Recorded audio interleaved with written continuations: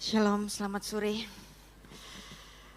Sebelum saya kembali ke Surabaya, sekali lagi saya ajak Anda semua untuk kembali belajar tentang firman Tuhan. Dan karena gereja ini akan merayakan Natal minggu depan, maka kita akan mempelajari mengenai makna Natal yang hakiki. Makna Natal yang betul-betul dapat menjadi dasar kenapa kita harus memperingati Natal. Beshem ha'af ben Veruah Kodesh ha Elohim Echad. Di dalam nama Bapa dan Putra dan Roh Kudus Allah yang Esa. Amin. Inkarnasi, Allah yang menjadi manusia. Apa yang dimaksud dengan inkarnasi? Lalu Allah yang menjadi manusia, Allah yang menjelma menjadi manusia.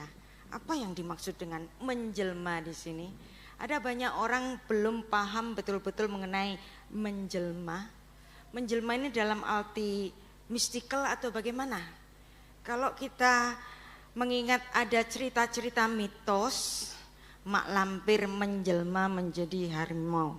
Mak lampirnya hilang, tinggal harimau. Tetapi apakah Allah yang menjadi manusia lalu Allahnya hilang tinggal manusianya? Tentu saja tidak. Makanya kita harus memahami betul-betul apa maksud Allah menjadi manusia. Apakah ada kekosongan Allah? Maka di sini kita akan betul-betul belajar mengerti mengenai inkarnasi. Apa artinya inkarnasi? Allah yang menjadi daging. Dan ada juga banyak kesalahpahaman mengenai inkarnasi lalu disamakan dengan reinkarnasi. Inkarnasi adalah betul-betul kata yang sangat alkitabiah, tetapi reinkarnasi adalah kepercayaan dari agama lain. Tetapi karena ada kebingungan antara inkarnasi dan reinkarnasi, ada loh gereja yang nggak mau pakai istilah inkarnasi, takut salah. Dan sebenarnya juga di kalangan Judaism sendiri ada juga pemahaman mengenai reinkarnasi. Tetapi ini dari kalangan Judaisme yang sudah kontemporer, yang baru muncul pada abad ke-16 Masehi, yaitu kalangan Kabalah. Mereka menyebutnya dengan Gilgul Neshamot atau rolling of the soul. Tetapi di sini kita bukan mempelajari mengenai rolling of the soul, tetapi bagaimana kita memahami Ibrani 9 ayat 27 sampai 28 yang menegaskan perbedaan yang sangat mendasar itu, bahwa manusia ditetapkan untuk mati satu kali saja dan sesudah itu dihakimi. Maka reinkarnasi bukan kepercayaan Kristiani. Demikian pula Kristus hanya satu kali saja mengorbankan dirinya. Berarti inkarnasi hanya terjadi satu kali saja. Reinkarnasi tidak pernah diajarkan di Alkitab, bahkan bukan ajaran Musa, bukan pengajaran para nabi, bukan dasar iman perjanjian baru. Dan Alkitab melihat hidup itu bukan sebagai lingkaran, tetapi sebagai ziarah, sebagai suatu perjalanan menuju ke satu arah, yaitu setelah manusia ditebus, manusia menjalankan hidupnya di dalam iman untuk menyongsong langit baru dan bumi yang baru. Maka kita baca bersama-sama Ibrani 9 ayat 27 sampai 28 supaya kita tidak canggung untuk menggunakan istilah inkarnasi, bukan reinkarnasi. Kita baca ayat 27, sama seperti manusia ditetapkan untuk mati hanya satu kali saja dan sesudah itu dihakimi, demikian pula Kristus hanya satu kali saja mengorbankan dirinya untuk menanggung dosa banyak orang. Sesudah itu ia akan menyatakan dirinya sekali lagi tanpa menanggung dosa untuk menganugerahkan keselamatan kepada mereka yang menantikan Dia. Jadi Tuhan Yesus hanya satu kali saja mengorbankan dirinya. Mengapa? Karena tugas Tuhan Yesus bukan mengulang, tetapi menggenapi. Dan itu adalah suatu undangan bagi kita semua. Apakah kita menyongsong undangannya? Dan inkarnasi itu bukan mitos, tetapi suatu peristiwa sejarah dunia. Inkarnasi adalah Allah yang hadir, mengambil rupa manusia dan mengakhiri kuasa dosa. Demikianlah inkarnasi, Allah yang menjadi manusia. Tetapi adakah dasar ayatnya? Apakah betul-betul kata inkarnasi itu ada? Jawabannya ada. Kata inkarnasi berasal dari bahasa Latin encarne. En menjadi atau di dalam, karne daging. Anda ingat karnivora? Sama. Encarne. Bahasa asli Yunaninya ensarki. Dan sesungguhnya agunglah rahasia ibadah kita. Dia yang telah menyatakan dirinya, terjemahnya dalam rupa manusia. Ini adalah terjemahan yang kontekstual, tetapi terjemahan yang harfiah seharusnya dia yang telah menjadi daging. Ensarki, inkarnasi, enkarni, dibenarkan dalam roh yang menampakkan dirinya kepada para malaikat-malaikat, diberitahukan di antara bangsa-bangsa yang tidak mengenal Allah, yang mempercayai di dalam dunia, diangkat di dalam kemuliaan. Nah, jadi jangan canggung untuk menggunakan kata inkarnasi, karena betul-betul inkarnasi ada di dalam salah satunya. Ini salah satu saja, di 1 Timotius 3 ayat 16. Pertanyaannya, kenapa sih Tuhan Yesus itu kok harus hadir ke bumi? Kita merayakan kelahiran Tuhan Yesus, tetapi kita tidak pernah betul-betul memahami mengapa sih Tuhan Yesus harus hadir ke bumi. Dan sesungguhnya ketika Tuhan Yesus hadir ke bumi adalah untuk penggenapan proto-evangelium. Kalau Anda ketemu saya bahas apa saja di Alkitab ini, baliknya selalu kemana? Proto-evangelium. Apa itu proto-evangelium? Injil yang pertama. Loh, Injil yang pertama kan Injil Matius, Bu. Iya. Injil yang pertama di Perjanjian Baru, Matius, Markus, Lukas, Yohanes, betul. Tetapi berita Injil yang pertama itu ada di kitab Kejadian pasal 3 ayat 15. Kita selalu melupakan ayat ini setiap kali Natal. Kita merayakan, kita memperingati kenapa Tuhan Yesus hadir sebagai bayi di dunia ini. Kenapa? Makanya kita harus belajar mengenai hal yang hakiki. Kenapa Tuhan harus hadir ke bumi? Karena ada kejatuhan manusia. Manusia jatuh ke dalam dosa. Walaupun dia sudah di warning oleh Tuhan dalam Kejadian 2 ayat 17. Semua pohon di taman ini boleh kamu makan dengan bebas. Tapi yang di tengah-tengah itu ayat 17, yaitu buah dari pohon pengetahuan yang baik dan yang jahat, jangan kau makan buahnya. Pada hari engkau memakannya, beyom akhalka mimenu, pastilah engkau mati, mot tamut. Tetapi iblis ingin punya teman. Dia menggoda, bukan Adamnya. Yang digoda adalah istrinya Adam, karena firman tadi adalah untuk suaminya. Ular itu yang disebut iblis, orang-orang Ibrani menyebutnya namanya Samael. Kita sering menyebutnya sebagai Lucifer. Tetapi orang Ibrani mengatakan namanya adalah Samael, racunnya Allah. Dan dia adalah Mal'ah Mota, dia adalah malaikat kematian. Dan dia memberikan satu hoax, sekali-kali kamu tidak akan mati. Dan si ular ini tahu, Ketika manusia itu ditempatkan di Taman Eden yang penuh dengan kelimpahan, penuh dengan kenyamanan, seharusnya Adam semuanya terpenuhi, dia tidak butuh apa-apa. Tetapi di sini Adam menginginkan hal yang lain, hal yang dia tidak punya, yaitu apa? Menjadi seperti Allah. Jadi jatuhnya Adam itu gara-gara ingin seperti Allah. Dan itu persis dengan kejatuhan iblis.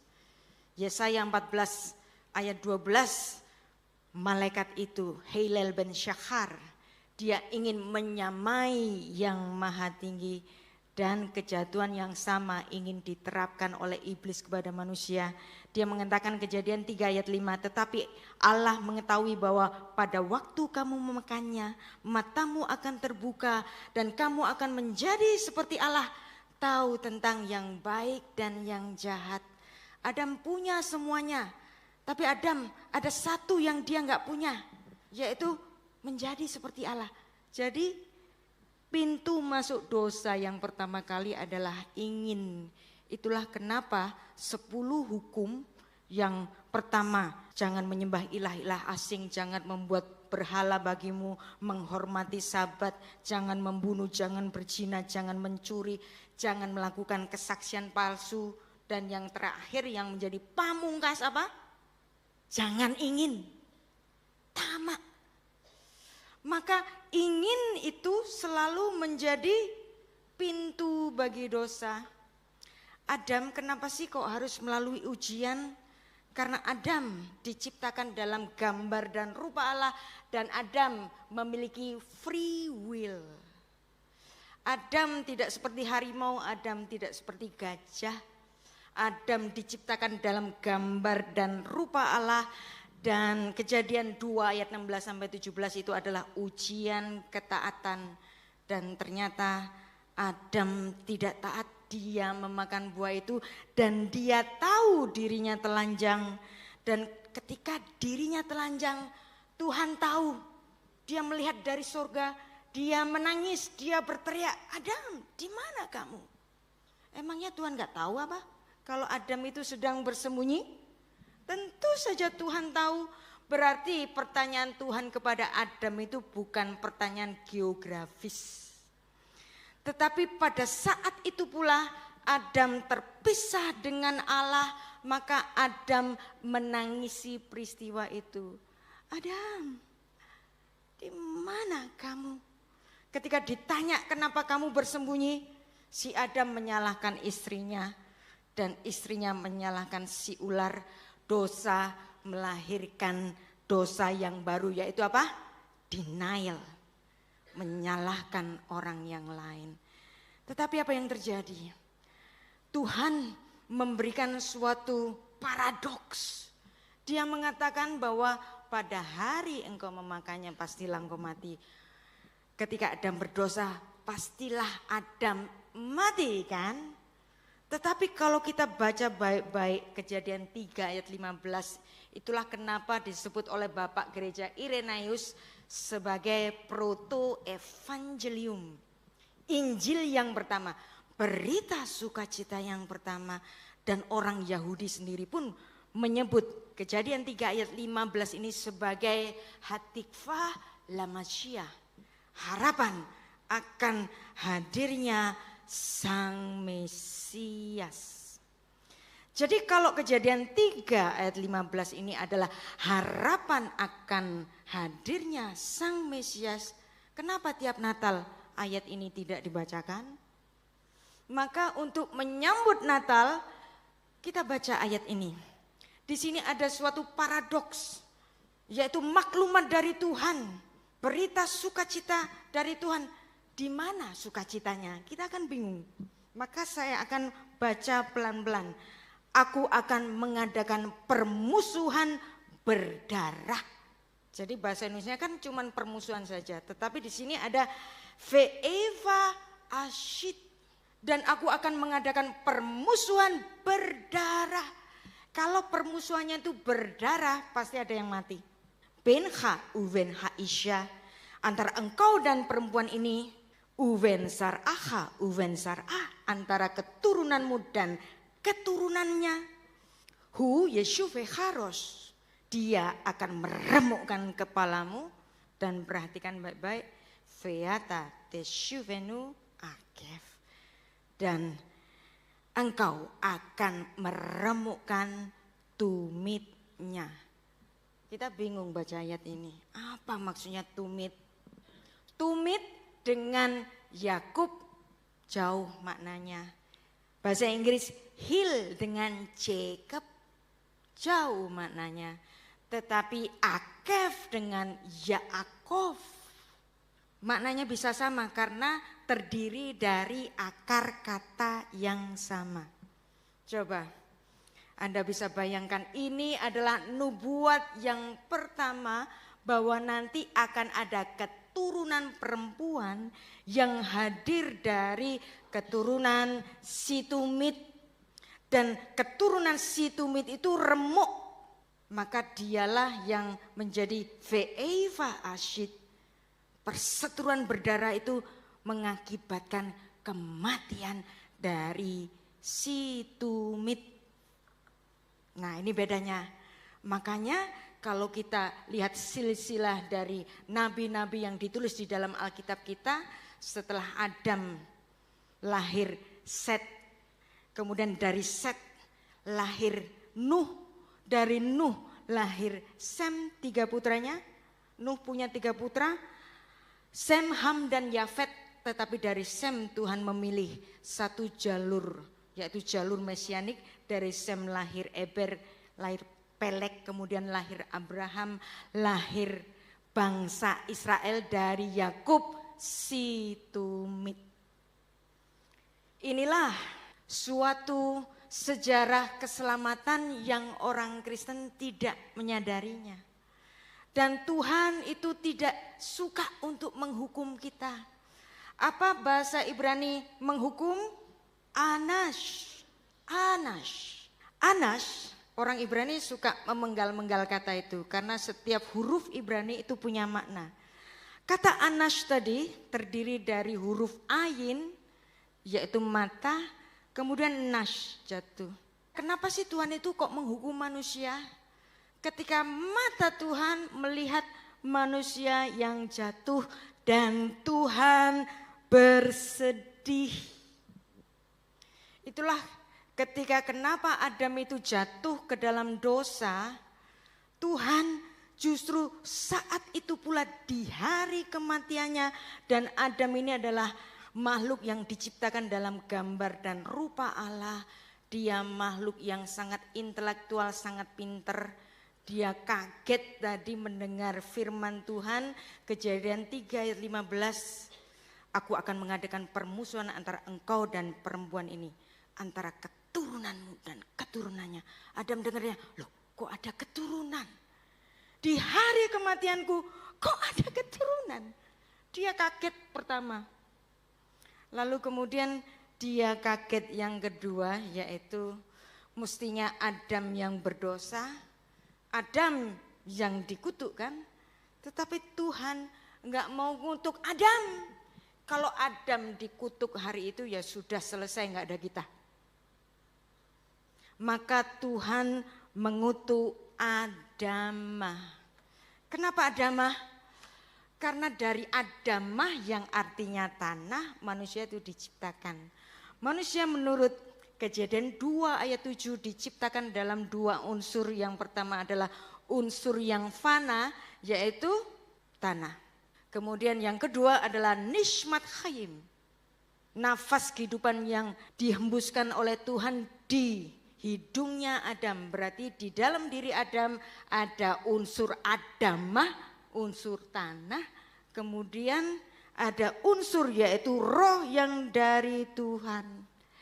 Dan inilah kekagetan Adam yang kedua, yaitu Kejadian 3 ayat 17. Lalu firman-Nya kepada manusia itu, karena engkau mendengarkan perkataan istrimu, memakan buah dari pohon yang telah kuperintahkan kepadamu, jangan makan padanya. Dan di sini Anda bisa bayangkan Adam pasti menggigil ketakutan Dan di dalam menggigil ketakutannya, dia kaget yang kedua. Yaitu apa? Ternyata yang dikatakan yang dikutuk oleh Tuhan itu bukan Adam, tetapi Adamah. Arura ha Adamah, terkutuklah Adamah, terkutuklah tanah. Adam kaget lagi, loh Adamah. Dan memang dari situlah Tuhan membiarkan unsur bumi, unsur yang fana dari Adam ini, dia harus mendapatkan konsekuensi dari kesalahannya. Tuhan mengutuk tanah. Dan Adam saat itu pula di hari kematiannya, dia tunduk pada hukum kematian. Adam yang seharusnya gak harus mati, saat itu pula Adam bisa sakit, berpeluh mendapatkan rezekinya, bisa sakit, bisa menua, bisa mati. Jadi apakah Tuhan mengutuk manusia dalam peristiwa pertama kali kejatuhannya? Tidak. Yang dikutuk Adamah. Maka kita pun sebagai keturunan Adam semuanya tunduk pada hukum kematian, yaitu mati secara ragawi. Dan Anda tahu tadi Adam kaget 2 kali. Dan di sini kita tahu bahwa Adam adalah orang beriman. Kalau Anda cari di Alkitab, nama Hawa sejak Kejadian pasal 2 sampai Kejadian 3 ayat 19, nama Hawa gak pernah disebut. Karena si perempuan itu belum punya nama. Dia hanya disebut Isya. Kenapa Isya? Isya itu artinya perempuan atau manusia betina. Kenapa dia disebut Isya? Karena dia diambil dari Ish. Ish itu apa? Manusia laki-laki, suaminya. Jadi perempuan dipanggil Isya karena dia diambil dari Ish. Nah, ada 2 kaget. Kaget pertama di hari kematiannya, Tuhan menjanjikan keturunan. 1 kaget. 2 kagetnya Tuhan mengutuk Adamah, tidak mengutuk Adam. Maka Adam menyatakan imannya yang pertama kali dengan menamai istrinya Hawa. Kita baca ayatnya, Kejadian 3 ayat 20. Manusia itu memberi namanya Hawa bahasa Indonesia, Eve bahasa Yunani. Hawa adalah serapan dari bahasa Arab yang sama dengan bahasa Ibrani Hawa, dari kata Hai. Hai itu artinya hidup. Kenapa manusia laki-laki ini Adam memberikan nama Hawa kepada istrinya dari akar kata Hai? Ada alasannya, sebab dialah si perempuan itu menjadi ibu bagi semua yang hidup. Vayikra ha Adam Shem Ishto Hawa Kihi Hayata Em Hol Hai. Jadi dia mengimani Kejadian 3 ayat 15 tadi, bahwa nanti akan ada keturunan dari si perempuan ini untuk melanjutkan kehidupan. Jadi Hawa adalah cerminan iman Adam, dan dia adalah manusia yang berpikir. Maka kalau Anda tanya ke saya, siapakah filsuf pertama? Bukan Sokrates, bukan Plato, tetapi Adam. Karena dia mengerti, dia bisa menerjemahkan maksud Tuhan bahwa akan ada harapan kehidupan melalui istrinya. Maka dia menamakan istrinya Hawa. Karena dia adalah manusia beriman yang pertama kali, itulah kenapa nama Adam ada di dalam silsilahnya Tuhan Yesus Kristus di dalam Lukas pasal 3. Kenapa namanya ada di dalam silsilahnya Tuhan Yesus Kristus? Karena dia termasuk orang yang beriman. Dan terjadilah tukar guling kematian yang pertama. Adam masih diizinkan hidup selama 930 tahun. Kenapa? Karena Tuhan melakukan perlakuan tukar guling kematian yang pertama, dan inilah tipologi bahwa Tuhan membunuh binatang yang tidak berdosa diambil kulitnya untuk menjadi pakaian Adam. Kejadian 3 ayat 21. Tuhan memberikan respon pada iman Adam dan Tuhan Allah membuat pakaian dari kulit binatang untuk manusia dan untuk istrinya itu lalu mengenakannya kepada mereka. Dan ini adalah tipologi, perlambangan kematian Kristus di suatu hari kelak, yang hari itu dilambangkan dengan kematian binatang yang tidak berdosa sebagai lambang penebusan dosa. Jadi inilah tukar guling kematian yang pertama, dan Tuhan sendirilah sebagai juru selamatnya. Maka di dalam Yesaya 43 ayat 11 di sini dituliskan, Anohi Anohi Adonai ve'en mi baladai Mosia. Akulah Tuhan, tidak ada selain lainnya, selain daripadaku. Inilah Kejadian pasal 3 yang merupakan asal muasal ibadah sakramental. Orang-orang Israel harus mempersembahkan korban ketika ingin diampuni dosanya. Dan inilah asal muasalnya bahwa cara bebas dari mati dibayar mati. Dan itu seolah-olah Tuhan lagi teken cek mundur. Adam berdosa, Tuhan bunuh binatang yang tidak berdosa, kemudian Tuhan teken cek mundur. Nuh hidupnya tidak sempurna, dia mempersembahkan korban. Ketika korban itu diberikan, baunya harum, Tuhan bersuka cita dan Tuhan teken cek mundur. Dosamu sudah diampuni. Zamannya Musa kemudian dilembagakan di dalam ibadahnya orang Israel sampai Daud, terus menerus di dalam perjanjian lama Tuhan teken terus cek mundur, cek mundur, cek mundur. Dan itulah korban. Dan cek mundur tadi kan harus ada jatuh temponya. Jatuh temponya kapan? Ketika Tuhan Yesus mati di kayu salib. Dan apa yang Anda pahami mengenai korban, Tuhan Yesus mati sebagai korban. Kalau kita bicara mengenai korban hari ini, korbannya maknanya sudah beralih, korban banjir. Kita harus ikut berduka cita kepada saudara-saudara kita yang ada di Sumatera Utara, Tapanuli Utara yang hari ini sedang berduka karena banjir, korban banjir. Kata korban juga dikenakan korban kecelakaan, korban apa lagi? Korban perasaan, korban perkosaan, korban. Jadi korban itu dimaknakan victim atau casualty. Tapi sebenarnya korban, apa sih makna korban itu? Korban itu dari kata karaf. Dari kata karaf muncul kata karif, sahabat karib, karif. Nah kemudian kalau dijadikan nomina dikasih akhiran n, karban, korban. Berarti korban itu harga mendekat. Tuhan tadi berteriak kepada Adam, Adam di mana kamu? Berarti Tuhan yang mencari.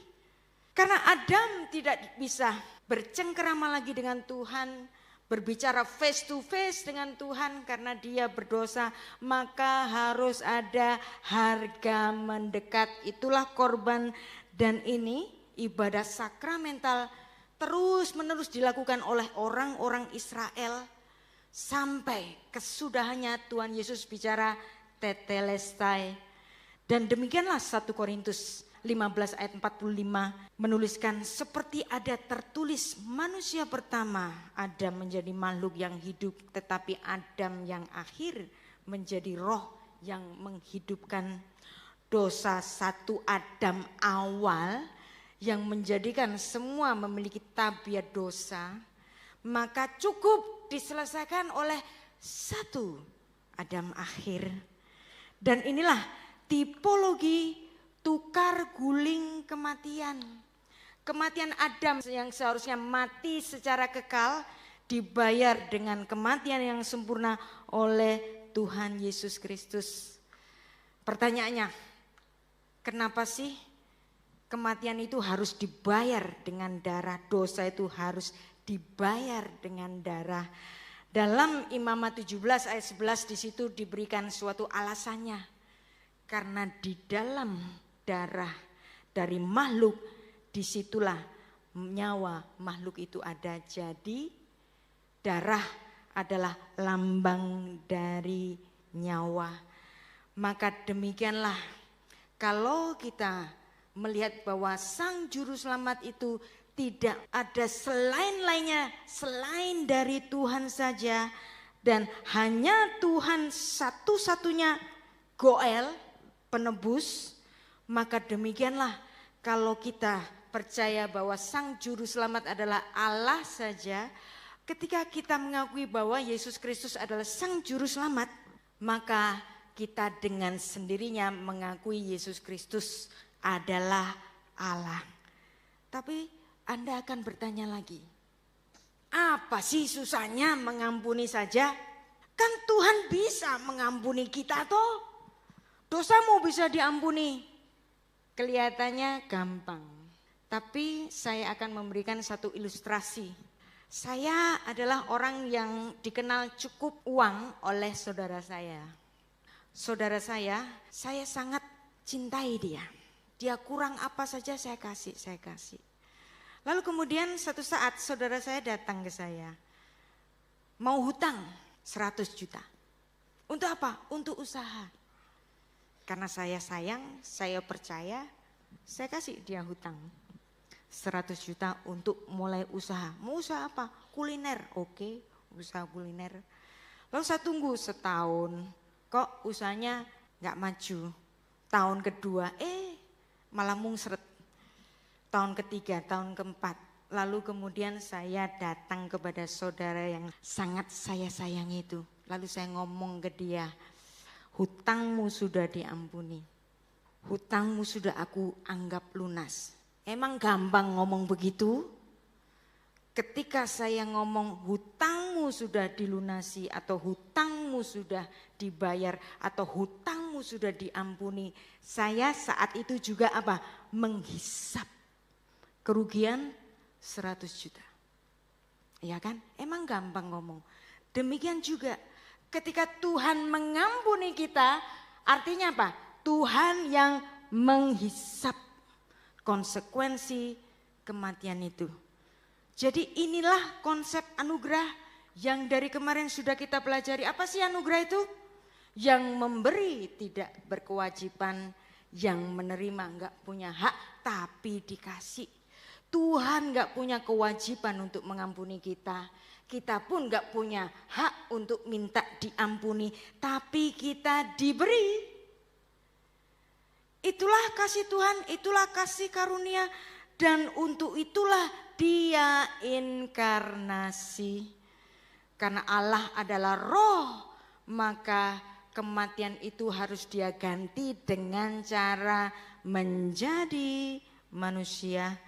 Inkarnasi adalah Allah yang kekal, Sang Firman, Sang Logos, rela mengambil rupa manusia dalam pribadi Tuhan Yesus Kristus. Tadi saya bilang, apa sih Allah yang menjelma menjadi manusia? Bukan seperti siluman, mak lampir dalam cerita mitos, jadi harimau, mak lampirnya hilang, tinggal harimaunya. Makanya ketika kita memahami inkarnasi, kita harus paham mengenai doktrin Trinitas. Jadi inkarnasi adalah tindakan Tritunggal yang bukan hanya tindakan Sang Putra. Sering orang berkata Yesus menjadi manusia, benar. Tetapi pemahaman Alkitabiahnya adalah inkarnasi adalah tindakan bersama Allah Tritunggal, bukan hanya tindakan pribadi kedua. Dan setiap hari Natal, ayat ini selalu kita dengungkan. Tanpa kita paham artinya, yaitu bahwa Allah yang menghisap konsekuensi kematian itu. Kita baca Yohanes 3 ayat 16, karena begitu besar kasih Allah akan dunia ini, sehingga ia telah mengaruniakan anaknya yang tunggal, supaya setiap orang yang percaya kepadanya tidak binasa, melainkan beroleh hidup yang kekal. Kita hafal ayat ini, tetapi kita lupa esensi. Kenapa Tuhan Yesus harus hadir? Yaitu tadi, Tuhan mau menghisap konsekuensi kematian. Jadi kitab suci melalui ayat ini kita bisa bersama-sama mengerti. Yohanes 3 ayat 16. Bahwa Bapa mengutus Sang Putra mengambil rupa manusia. Yohanes 1 ayat 14. Kemudian Roh Kudus menaungi Maria, dan dari situ muncul Immaculate Conception. Tuhan menaruh janin ke dalam rahimnya Maria. Kenapa sih peranakan perempuan itu disebut rahim? Dalam makna karunia, kerahiman Allah, kasih karunia Allah, rahmatnya Allah, kok disamakan dengan uterusnya perempuan, yaitu apa? Peranakan. Karena sejak Kejadian 3 ayat 15 Tuhan menjanjikan kehidupan melalui perempuan. Berarti apapun yang lahir dari rahim ibu itu karunia. Bapak-bapak, anak-anak kita lahir dari rahim ibu. Maka anak-anak kita adalah karunia dari Tuhan. Ada amin di sini? Jadi disinilah kalau Kejadian sudah memberikan kepada kita suatu berita terbesar, berita sukacita terbesar, yaitu Kejadian 3 ayat 15, yaitu proto-evangelium, berita sukacita yang pertama. Dan di kitab-kitab Injil, Matius dan Lukas memulai Tuhan Yesus dari silsilahnya. Sefer Toledot, Yeshua HaMashiach ben David ben Abraham. Inilah silsilah Yesus Kristus, anak Daud, anak Abraham. Terus kemudian diperinci, Lukas pun demikian. Tetapi Yohanes mengambil cara yang lain. Dia menuliskan silsilahnya Tuhan Yesus dari mana dia berasal, yaitu secara kealahannya.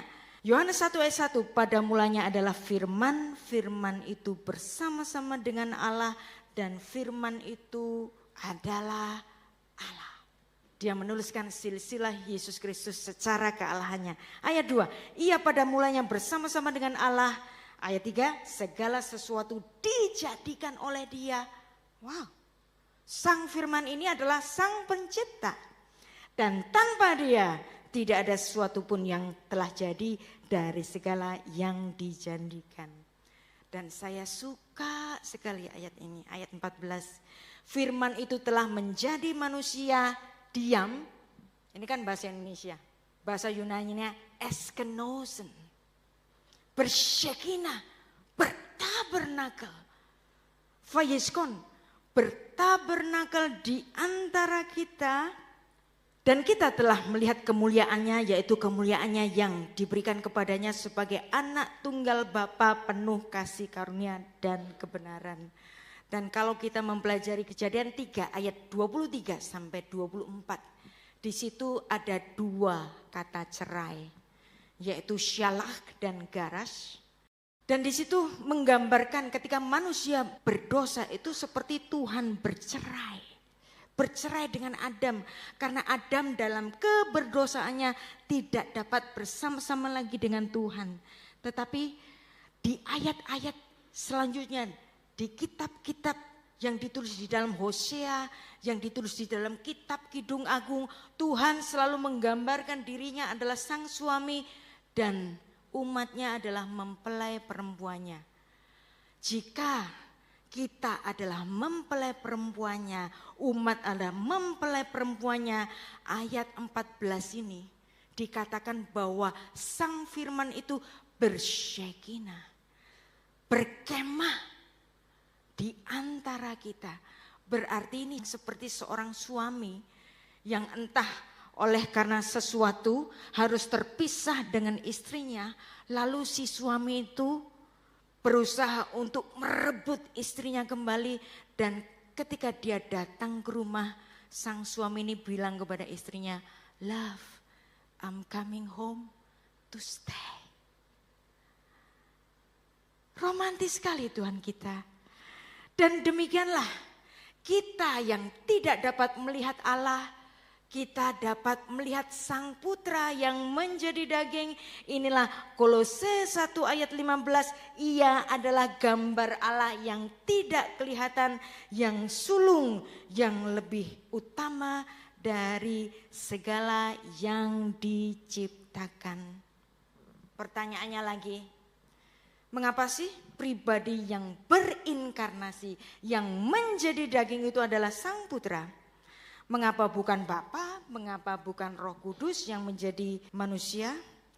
Karena Sang Putra adalah Logos, Sang Firman.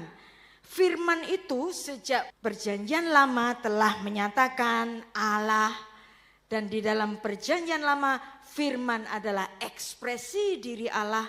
Maka di dalam Perjanjian Baru, Rasul Yohanes secara khusus menjelaskan pada mulanya adalah firman, firman itu adalah Allah. Dan firman itu telah menjadi daging. Dan di dalam Kolose 1 ayat 15, Sang Putra adalah gambar Allah yang tidak kelihatan. Maka jikalau kita melihat putranya, maka kita bersama-sama melihat Allah. Maka hanya dengan doktrin Trinitas kita dapat memahami kenapa sih kok Tuhan Yesus itu berdoa. Kan agama lain suka ledekin kita, Tuhanmu kok berdoa, kalau berdoa bukan Tuhan dong. Begitu bukan? Jadi orang sering salah paham, jika Yesus adalah Allah kenapa dia berdoa? Justru karena Allah itu Trinitas, justru Allah itu Tritunggal, maka Tuhan Yesus bukan berdoa kepada dirinya, melainkan berdoa sebagai putra kepada Sang Bapa. Jadi justru inkarnasi ini mengungkapkan hubungan Trinitas yang kekal. Putra yang bergantung kepada Bapa, dan Tuhan Yesus selalu mengatakan, jangan kehendakku yang jadi, tetapi kehendakmu yang jadi. Dan Bapa memuliakan Putra dan Roh mempersatukan keduanya. Dan demikianlah, ini penting. Bapa tetap Allah, Roh Kudus tetap Allah. Putra walaupun menjadi manusia, dia tidak pernah bukan Allah. Justru Trinitas adalah manifestation of love. Tanpa memahami Trinitas, maka kita tidak mengerti bagaimana Trinitas adalah manifestation of love. Orang berdoa kepada Tuhan, tapi Tuhannya jauh. Tetapi kita dapat berdoa kepada Tuhan yang pernah menjadi manusia, yang pernah bermanifestasi sebagai daging, dan inilah manifestation of love. Tetapi banyak orang Kristen bicara yang seharusnya Trinitas adalah manifestation of love, tetapi apa yang terjadi? Mereka membicarakan Trinitas dengan garang.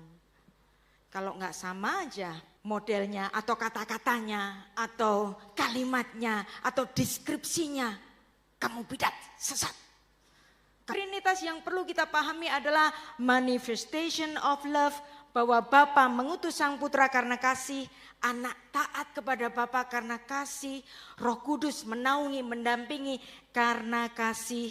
Inkarnasi berasal dari Bapa, inkarnasi digenapi oleh Sang Putra, inkarnasi dikerjakan oleh Roh Kudus, inkarnasi menyingkapkan isi hati dari Allah Tritunggal.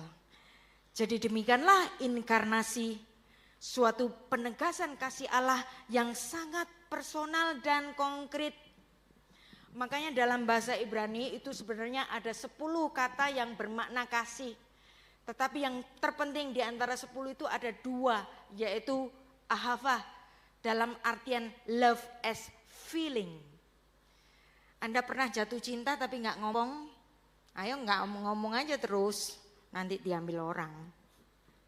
Love as feeling tapi nggak pernah diungkapkan, ya kan? Jadi para remaja, laki-laki maupun yang perempuan kalau jatuh cinta ngomong aja. Ya kan? Kalau disimpan nggak tahu, diambil orang nanti, ya kan? Maka itu love as feeling. Love as feeling yang engkau rasakan itu harus ditumpahkan di dalam suatu perilaku yang nyata. Nah itu bahasa Ibrani-nya hesed, kasih karunia. Love as deed, kasih dalam perilaku yang nyata. Love as feeling, love as deed ada di dalam kasih Tuhan kita, dan kasihnya Tuhan itu adalah sungguh personal dan konkret. Maka demikianlah seperti seorang suami yang merebut istrinya yang hilang itu. Yohanes 1 ayat 14, firman itu telah menjadi manusia dan berdiam, eskenosen, berkemah, bertabernakel, bersyekinah di antara kita. Anda bisa bayangkan persatuan dari 2 kekasih yang dipisahkan oleh satu hal. Bahkan sang suami ini mengatakan, I will die for you. Dan dia betul-betul mati di kayu salib. Dan itulah inkarnasi. Dan inkarnasi tidak mungkin terjadi tanpa adanya praeksistensi. Banyak ada di antara kita mengaku Kristen, tetapi ada loh yang tidak mengakui praeksistensi Tuhan Yesus.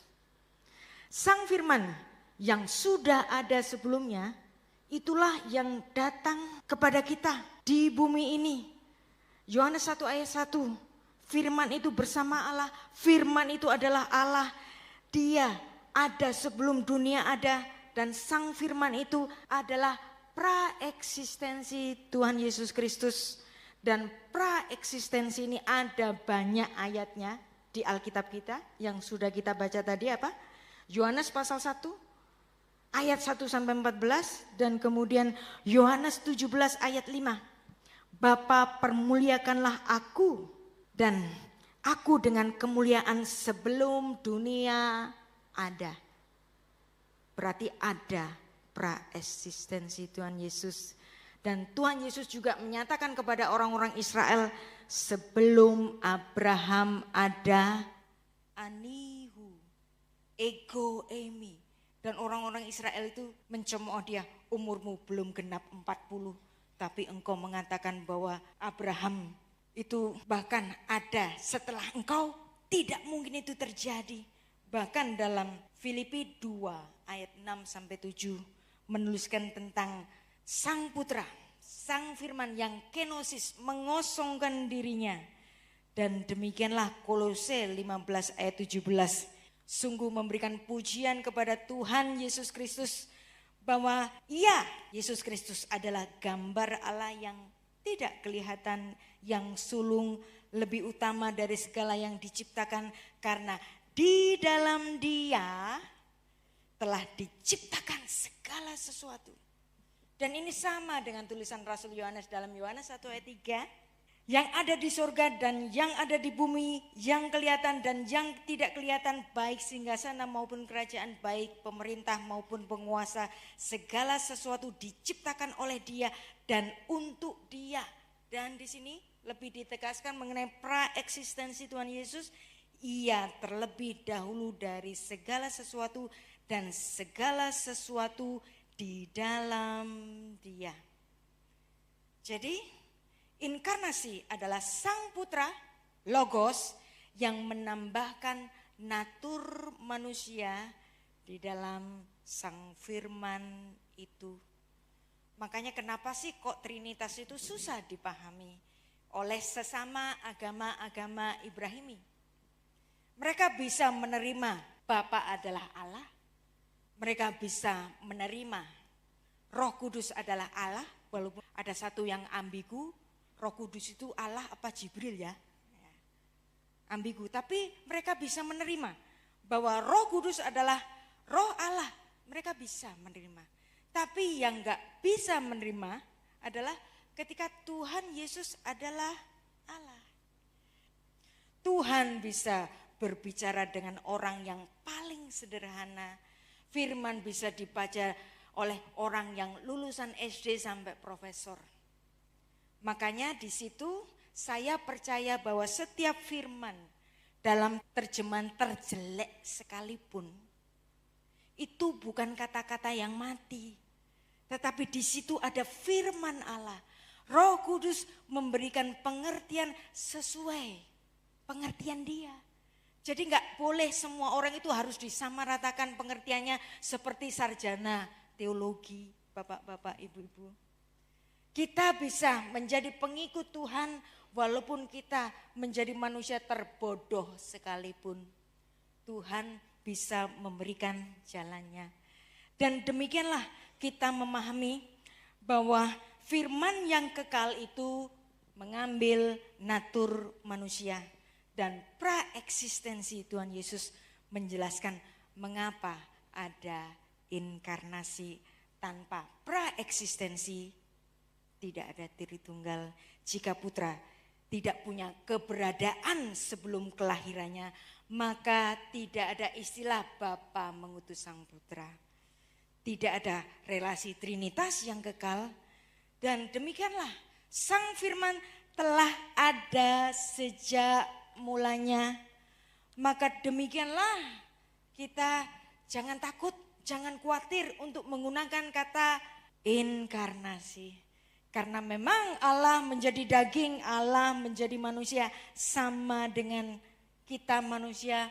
Maka ayat utama kita yang biasa kita bacakan pada setiap Natal dan menjadi pesan Natal buat kita semua. Yohanes 3 ayat 16, karena begitu besar kasih Allah akan dunia ini sehingga ia telah mengaruniakan anaknya yang tunggal supaya setiap orang yang percaya kepadanya tidak binasa melainkan beroleh hidup yang kekal. Anda amin di sini? Kita adalah orang-orang yang mahal.